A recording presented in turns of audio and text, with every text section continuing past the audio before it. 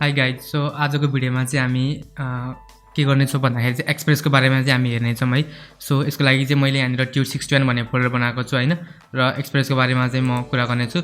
So express so previous भिडियोमा चाहिँ हामीले के गरेको थियौँ भन्दा चाहिँ एनपीएम नोड प्याकेज म्यानेजरको बारेमा चाहिँ हेरेको थियौँ हैन। र आजको भिडियोमा चाहिँ हामी के गर्नेछौँ भन्दाखेरि चाहिँ एक्सप्रेसको बारेमा हेर्नेछौँ।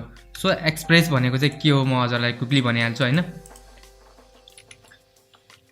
सो म यहाँ एक्सप्रेस भनेर हान्छु हैन। एक्सप्रेस भनेर हानिसकेपछि चाहिँ एक्सप्रेसको चाहिँ हाम्रो खोल्छ र त्यति दिनसम्म म के गर्छु भन्दाखेरि चाहिँ हजुरलाई चाहिँ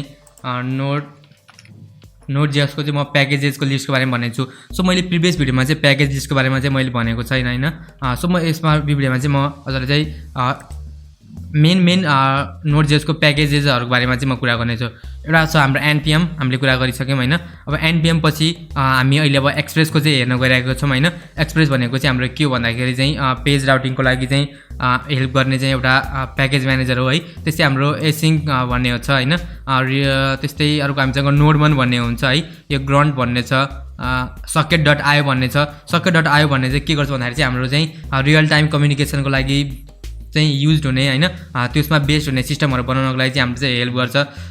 ओके सो धेरै छ है, एज यु क्यान सी यहाँनिर धेरै छ। मलाई पनि धेरैको बारेमा चाहिँ थाहा छैन, बट मेनली युज हुने भनेको चाहिँ नोड1 हामी युज गर्छौँ हैन।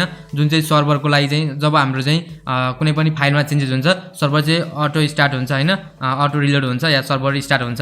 त्यस्तै हामीसँग एक्सप्रेस छ, एक्सप्रेसको युज गर्ने छौँ हैन। यान भन्ने छ, त्यसपछि गएर रियाक्टहरु भनेको त्यो सबै नोड.js को चाहिँ प्याकेजहरुको बारेमा हो। म यसलाई छोडिदिन्छु अहिले चाहिँ म क्विकली के गर्छु भन्दाखेरि चाहिँ हजुरलाई चाहिँ एक्सप्रेसको बारेमा चाहिँ भन्छु।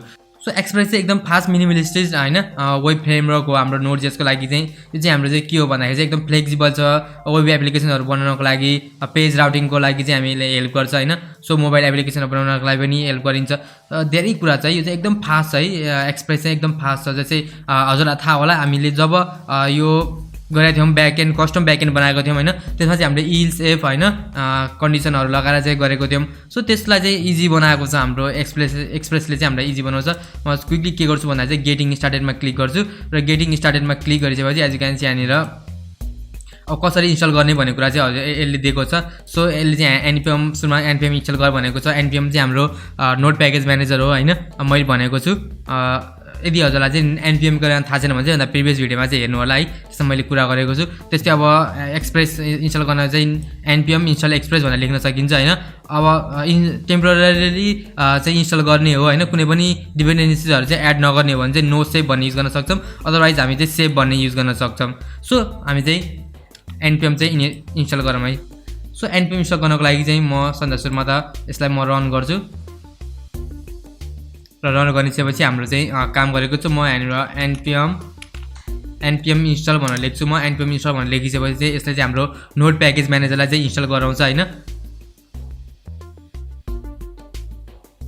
ओके सो म यहाँ एनपीएम इनिट भनेर लेख्छु again. So as you can see अब चाहिँ हाम्रो चाहिँ यहाँ इन्स्टल चाहिँ गर्नको लागि चाहिँ अप्सन आएको छ। प्याकेज नेममा म एक्सप्रेस भनेर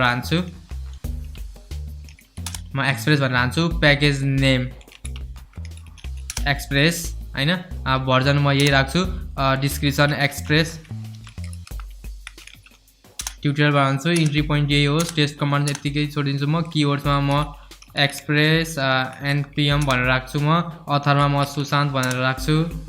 त्यस्तै लाइसेन्सलाई म यतिकै छोडिदिन्छु, ओके गर्छु म। सो हाम्रो चाहिँ के भएको छ भन्दा चाहिँ प्याकेज हाम्रो चाहिँ एज यु क्यान सी यहाँनिर ओके। सो हाम्रो चाहिँ यहाँनिर चाहिँ जेसन फाइल चाहिँ बनेको छ, बट ओके यसलाई यो छोडिदिनु अहिले। यो चाहिँ मेरो सबै एउटै फोल्डरमा आएको छ, बट यसलाई म चाहिँ मिलाउँछु। यो डोन्ट वरी, यो हजुरको चाहिँ वरी गर्ने टपिक होइन। सो म अब चाहिँ के गर्छु, म एनपीएम इन्स्टल एक्सप्रेस गर्छु र हाम्रो जुन एक्सप्रेसको एप छ म एक्सप्रेसलाई चाहिँ म इन्स्टल गर्छु। सो हाम्रो इन्स्टलिङ चाहिँ यहाँनिर चाहिँ स्टार्ट भइसकेको छ। As you can see NPM install express है, यो कमान्ड चाहिँ हजुरले चाहिँ टर्मिनलमा गएर चाहिँ हान्नु होला। यति हानिसकेपछि चाहिँ हजुरको चाहिँ एक्सप्रेसको लागि चाहिँ जति पनि डिपेन्डेन्सीजहरु छ, जति पनि नोड मोड्युल्सहरु हुन्छ, त्यो सबै चाहिँ एक्सपोर्ट हुन चाहिँ स्टार्ट हुन्छ। र एज यु क्यान सी हाम्रो यहाँनिर इन्स्टल भइरहेको छ। त्यति जेसम्म चाहिँ म हजुरलाई चाहिँ एक्सप्रेसको चाहिँ पेजमा लिएर जान्छु। So as you can see एक्सप्रेसको छ यो छ हैन। अब के छ भन्ने कुराहरू चाहिँ त्यस्तै अब हेलो वर्ल्ड भन्ने छ। अब हेलो वर्ल्ड प्रोग्रामहरू छ है। अब कसरी चाहिँ हामी पेज राउटिङको लागि चाहिँ हामी हैन कसरी सर्भर बनाउन सकिन्छ भन्ने कुरा छ। अब चाहिँ हामी चाहिँ न्यू वेबाट चाहिँ हामी सर्भर बनाउँछ है। जस्तै हामीले युज गरेको छ हैन, यसरी चाहिँ हामी सर्भर बनाउँछौँ। जस्तै हामीले लास्ट टाइममा चाहिँ के गरेको थियौँ भन्दाखेरि चाहिँ एचटीटीपी मोड्युलहरू पनि मोड्युलहरूलाई चाहिँ हामी युज गरेका थियौँ हैन। त्यस्तै हामीले फाइल सिस्टमलाई युज गरेका थियौँ, एफएस पनि युज गरेका थियौँ।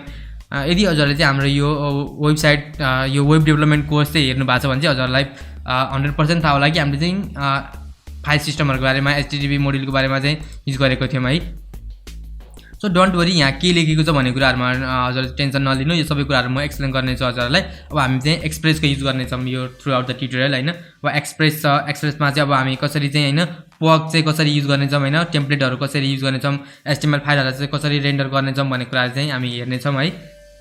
ओके, सो मेरो यहाँनिर चाहिँ के भइरहेछ भन्दाखेरि चाहिँ एक्सप्रेस चाहिँ इन्स्टल भइरहेछ एज यु क्यान सी यहाँनिर।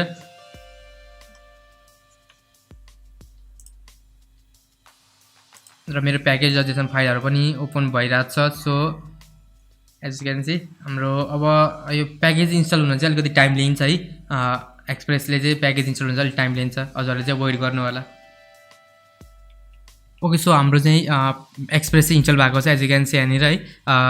2 प्याकेजेस एडेड भनेको छ हैन, 2 packages are looking for funding भनेको छ। यो फन्डिङ हामी चाहिँ अहिले हेर्ने छैनौँ हैन। So as you can see यहाँनिर added 50 packages and audited 51 packages भनेको छ। एज यु क्यान सी हाम्रो डिपेन्डेन्सिजमा चाहिँ हाम्रो एक्सप्रेस चाहिँ इन्स्टल भएको छ है।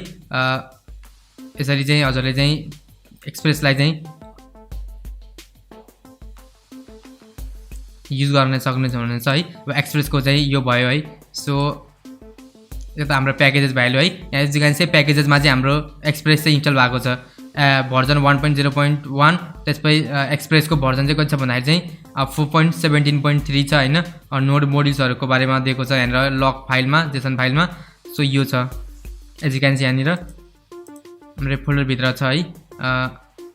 And I am looking for something. Okay, so यो छ है, एक्सप्रेस चाहिँ इन्स्टल भएको छ। अब हामीले चाहिँ एक्सप्रेसको युज गरेर चाहिँ हामी चाहिँ युज गर्नेछौँ अपकमिङ भिडियोमा हैन। सो हजुरले चाहिँ हेर्नुभयो है, यो जेसन फाइल चाहिँ हो, लग जेसन फाइल हो हाम्रो। जेसन फाइल्सहरूलाई चाहिँ धेरै टच नगर्नु होला है, डिपेन्डेन्सिजहरू चाहिँ धेरै हुन्छ यसमा हैन।